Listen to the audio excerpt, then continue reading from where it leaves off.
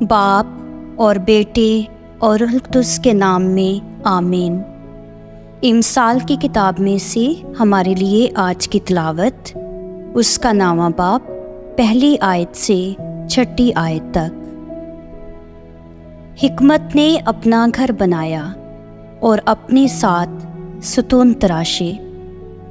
اس نے اپنے ذبیحوں کو ذبح کیا، اس نے اپنی مہک کو ملایا اور اپنا دسترخوان آراستہ کیا۔ اس نے اپنی خواصوں کو بھیجا کہ شہر کے اونچے مقاموں کی چوٹیوں پر سے پکاریں۔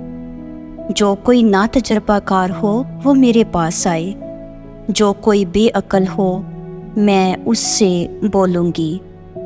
آؤ میری روٹی میں سے کھاؤ اور اس مہک سے پیو جسے میں نے ملایا۔ نادانی کو چھوڑو تاکہ زندہ رہو، دنائی کی راہ میں چلو۔ پاک کلام کے پڑھے اور سنے جانے پر خدا کی برکت ہو۔